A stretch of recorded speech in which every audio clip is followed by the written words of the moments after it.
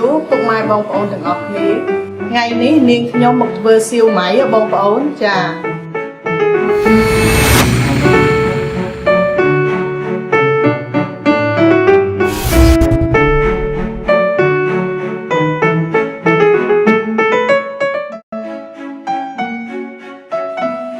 គ្រឿងផ្សំនៃការធ្វើសៀវម៉ៃមានដូចជា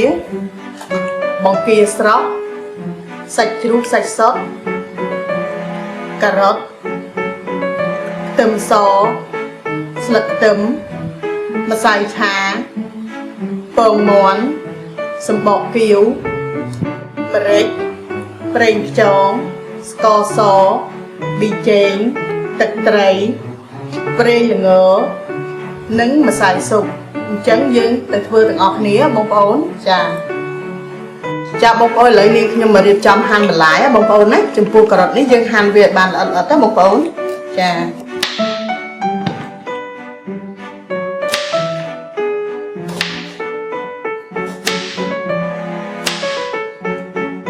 យើងហាន់ខ្សែដើម្បីយកចេញជាល្អិតៗទៅបងប្អូន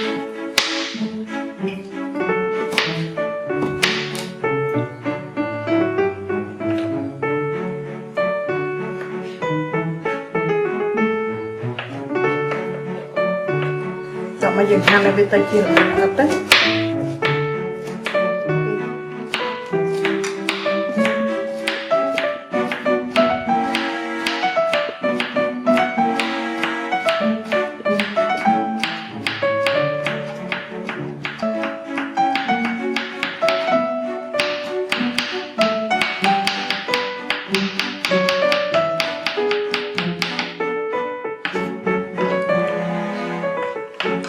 ចាំមកយើងចានេះបងប្អូនណាចំពោះការ៉ុតយើងត្រូវហាន់វាឲ្យល្អិតចឹងណាបងប្អូនណា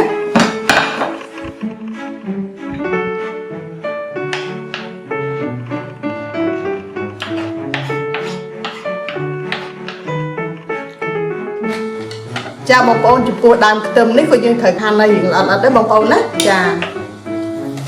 យើងហាន់ឲ្យវារៀងល្អិតមក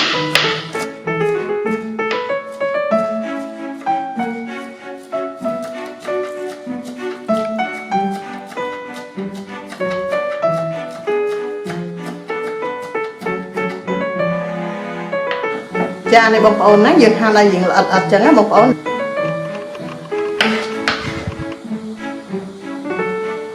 ចាឥឡូវយើងចាប់ផ្ដើមច្រាំខ្ទឹមសបងប្អូនចំពោះខ្ទឹមសនេះក៏យើងត្រូវការច្រាំល្អិតដែរបងប្អូនណា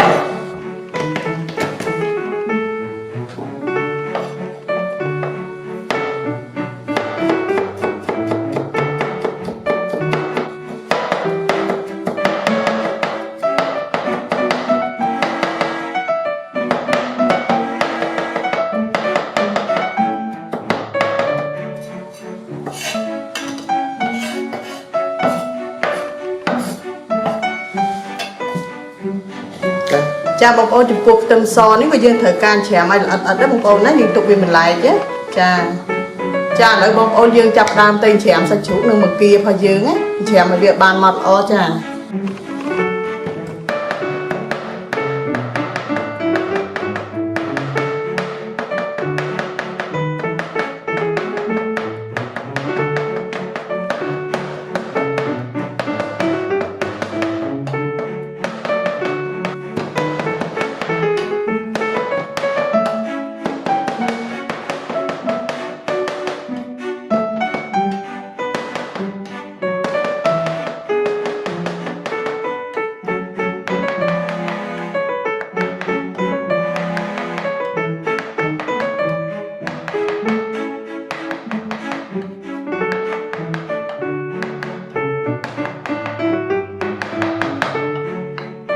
បងប្អូនឥឡូវបង្គាយើងបានច្រាំអត់ហើយបងប្អូនណារួចហើយយើងទៅច្រាំសាច់ជ្រូកម្ដងទៀតណាបងប្អូនចា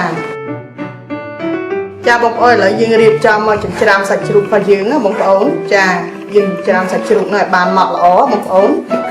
ចាឥឡូវយើងហាន់ជាផ្ទះស្ដាងសិនមកដើម្បីងាយស្រួលច្រាំ ច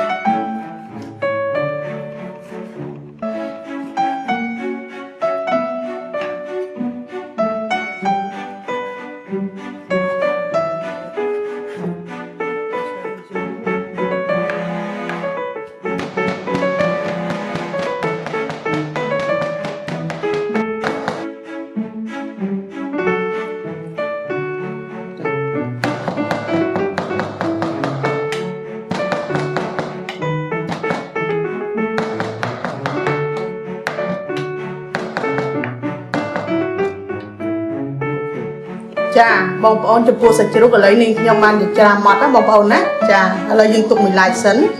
ចា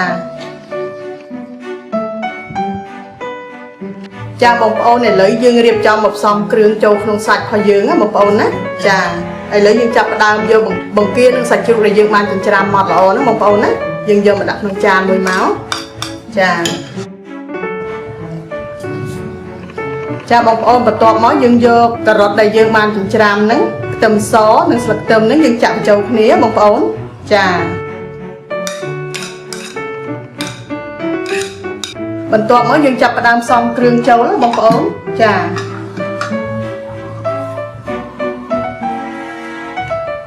ស្ករសនេះខ្ញុំប្រើកន្លះស្ព្រាបាយ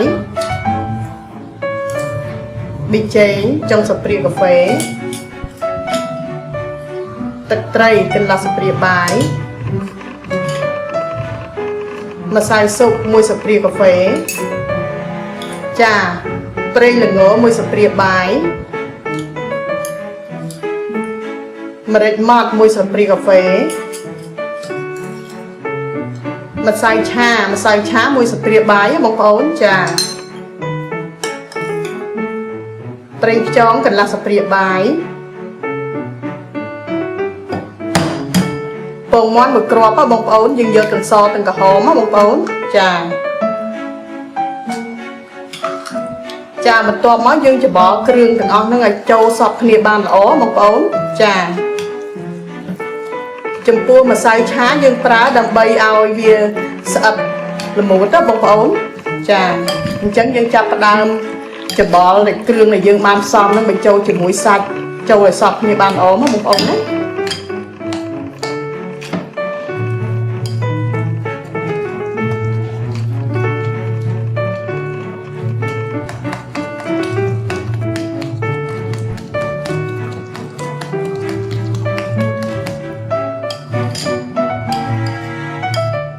ចាបងប្អូននេះជាសម្បកគៀវបងប្អូនចា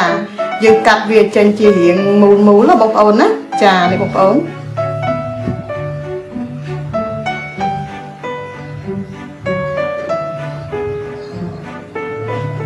ចានេះបងប្អូនណាយើងកាត់វាជុំវាចេញណាចា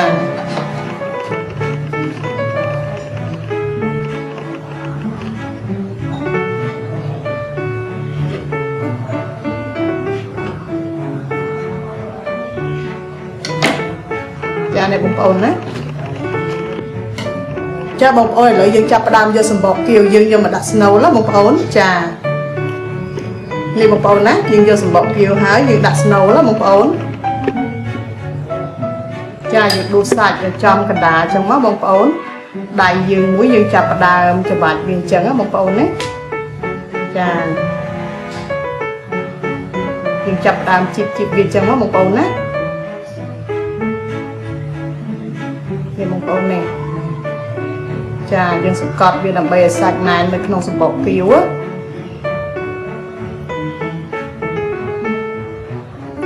នេះបងប្អូនណា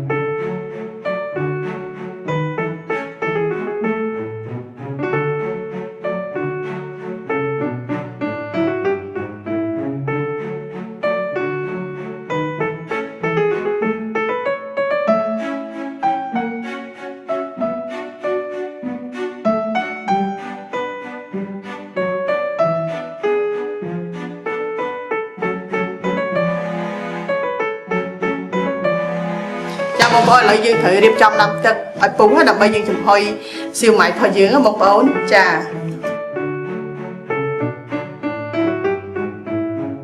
ចាបងប្អូនឥឡូវទឹកយើងបានពុះហើយអញ្ចឹងនេះខ្ញុំរៀបចំសៀវម៉ៃដើម្បីដាក់ចំហុយបងប្អូនចា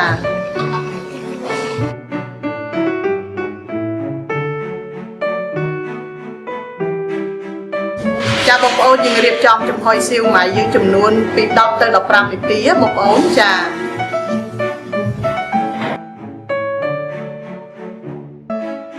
ចាបងប្អូនឥឡូវសៀវម៉ៃដែលយើងបានចំហុយបានឆ្អិនរួចរាល់ហើយណាបងប្អូនចា